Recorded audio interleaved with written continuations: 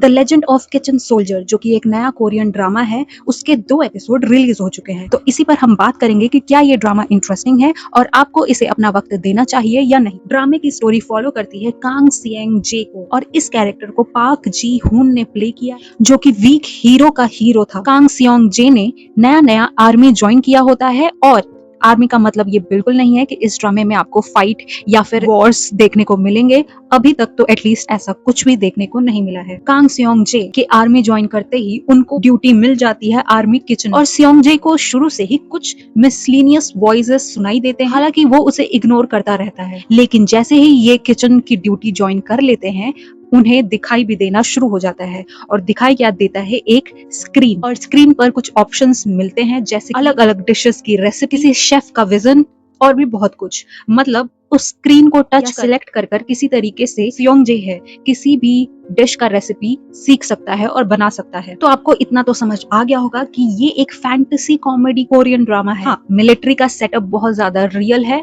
और उसका एनवायरनमेंट बहुत ही ज्यादा फनी और इंटरेस्टिंग दिखाया गया है। तो ये सब फनी किचन ड्रामा एक मिलिट्री के सेटअप में होता है, और इन दोनों का कॉम्बिनेशन काफी इंटरेस्टिंग लगता है। अगर आपने बॉर्न एपेटाइट योर मैजेस्टी या फिर मिस्टर क्वीन जैसे ड्रामास देखे हैं, तो ये भी कुछ वैसा ही वाइब देगा, स्पेशली वो कुकिंग सीन। मतलब अगर कोई भी कुछ भी मजेदार खाता है, कुछ भी टेस्टी टेस्ट करता है, तो उनका जो रिएक्शन होता है, जो उनकी फीलिंग होती है, वो बहुत ही ज्यादा ओवर एग्जैजरेट कर दिखाया जाता है। जैसे कि बम फूटना, गोली बारूद चलना, या कोई धमाका हो रहा हो, जैसे कि दिवाली के पटाखों से भी बढ़कर। और ये सब सीन्स ऑनेस्टली मुझे बहुत ज्यादा फनी और इंटरेस्टिंग लगते हैं। पर सच बताऊं, अगर हमने ऐसा कहीं और खाकर रिएक्ट करने लगे, तो लोग समझेंगे कि हमें कुछ खाने को ही नहीं मिला है। तो इसमें आपको फैंटेसाइज्ड कुकिंग और डिफरेंट डिशेस पर अच्छे और बुरे ओवर एग्जैजरेट रिएक्शंस और लॉट्स ऑफ कॉमेडी देखने को मिलता है। इसमें आपको ढेर सारे कैरेक्टर्स देखने को मिलते हैं, और सभी कैरेक्टर्स में कुछ ना कुछ फनी ट्रेट्स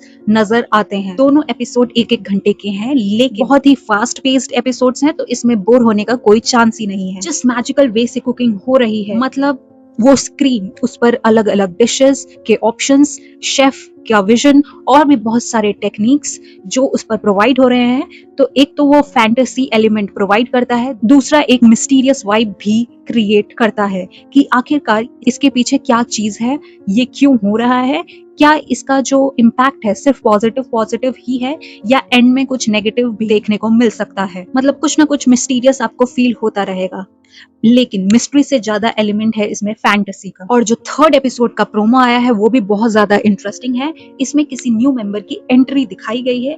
अभी तक तो मुझे इस ड्रामे में बहुत मजा आया है। शुरू से ही इसमें हमेशा एक फन कॉमेडी ह्यूमर आपको देखने को मिलता है। कांग सियोंग जे थोड़ा डिप्रेस्ड, ट्रॉमेटाइज्ड एक बच्चे की तरह इनको दिखाया गया है, लेकिन जैसे ही इनके लाइफ में वो फैंटेसी एलिमेंट आता है, तो इनकी लाइफ धीरे धीरे आपको चेंज होते हुए नजर आएगी। ये खुद भी सरप्राइज्ड हैं इन चीजों से। अब यही देखना इंटरेस्टिंग रहेगा कि आगे के एपिसोड में इस चीज को, इस फैंटेसी एलिमेंट को कैसे एक्सप्लोर करते हैं और इसके क्या इम्पैक्ट्स होते हैं। ये आपको विकी पर इंग्लिश सबटाइटल के साथ देखने को मिल जाएगा। सबटाइटल के साथ देखने की आदत मुझे भी नहीं है, पर मैंने फर्स्ट सबटाइटल के साथ जो के ड्रामा देखा था, उसका नाम है डेथ गेम।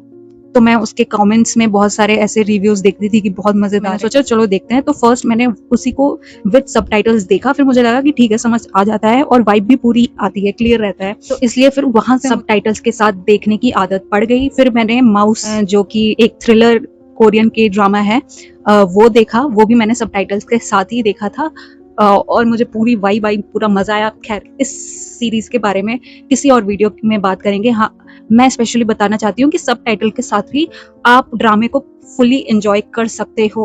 इनिशियली जो है थोड़ा पॉज करके पढ़ सकते हैं, और धीरे धीरे जब पूरा ड्रामे का कॉन्सेप्ट समझ आ जाए, जैसे कि फर्स्ट एपिसोड के 30 मिनट्स हमें थोड़ा थोड़ा स्लोली चलना होगा, और उसके बाद पूरा जब वाइब समझ आ जाता है, तो वो बिल्कुल ऑटोमेटिकली आपको सब समझ आता है, और उसके जो कॉमेडी एलिमेंट्स है वो भी बिल्कुल नेचुरली आपको हिट करते हैं। तो अभी तो ये आपको सबटाइटल्स के साथ ही देखने को मिलेगा। और एक और प्रॉब्लम है कि कुछ ड्रामे नेटफ्लिक्स पे आते हैं, कुछ Amazon प्राइम पे, कुछ विकी पे।